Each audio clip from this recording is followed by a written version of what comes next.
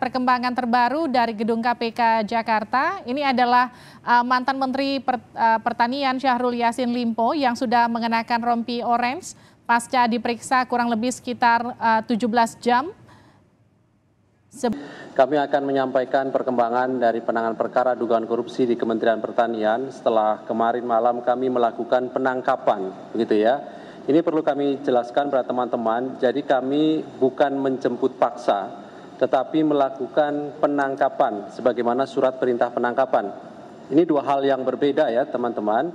Kalau kemudian jemput paksa, itu tentu ada surat perintah membawa dan itu terkait dengan apabila orang yang dipanggil oleh penegak hukum mangkir misalnya, itu nanti tindakannya adalah jemput paksa. Tapi dalam hal penangkapan, itu tentu wewenang penyidik sebagaimana di dalam hukum acara pidana karena seseorang yang diduga keras melakukan tindak pidana berdasarkan kecukupan alat bukti dan itu bisa dilakukan kapanpun sepanjang ada surat perintah penyidikan sebagai bagian dari upaya paksa seperti penggeledahan, penyitaan dan lain-lain. Saya kira ini di awal perlu kami sampaikan lebih dahulu agar clear karena kami mengikuti perkembangan terkait dengan dua istilah ini yang berbeda. Baik, malam hari ini kami akan menyampaikan perkembangan dari penanganan perkara ini.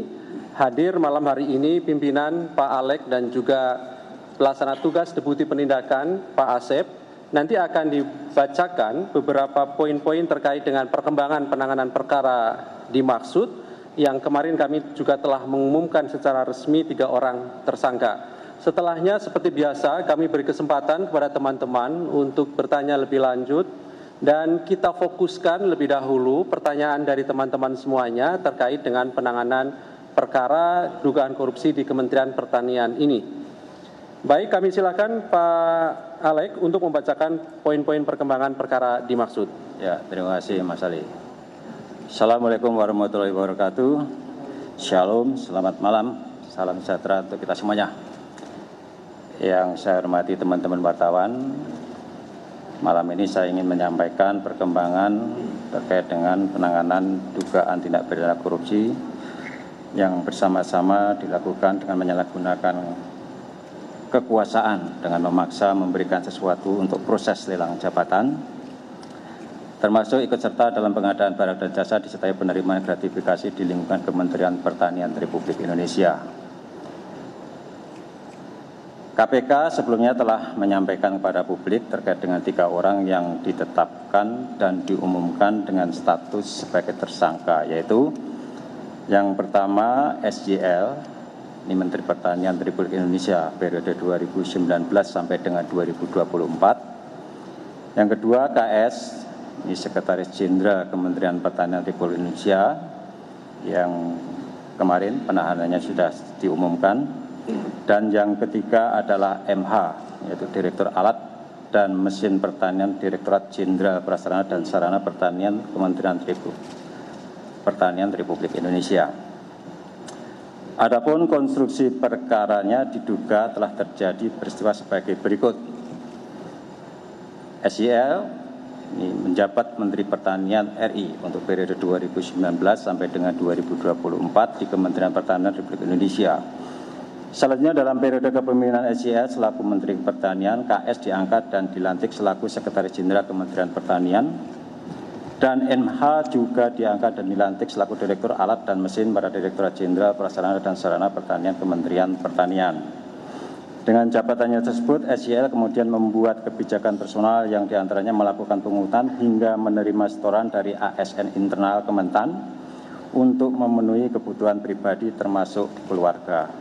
Intinya, kurun waktu kebijakan SJL untuk memungut hingga menerima setoran tersebut berlangsung dari tahun 2020 sampai dengan tahun 2023. SJL menginstruksikan dengan menugaskan KS dan MH melakukan penarikan sejumlah uang dari unit eselon 1 dan eselon 2 dalam bentuk penyerahan tunai, transfer rekening bank hingga pemberian dalam bentuk barang maupun jasa.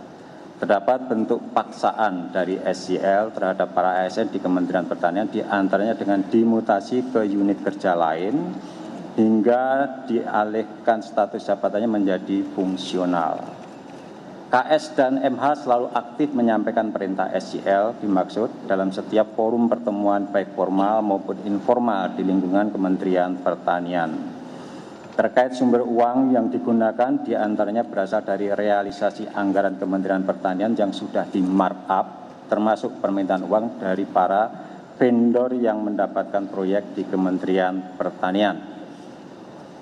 Atas arahan SJL, KS dan MH memerintahkan bawahannya untuk mengumpulkan sejumlah uang di lingkup eselon 1, para direktur jenderal, kepala badan hingga sekretaris di masing-masing eselon 1 dengan besaran nilai yang telah ditentukan SJL dengan besaran mulai $4.000 Amerika sampai dengan $10.000 Amerika.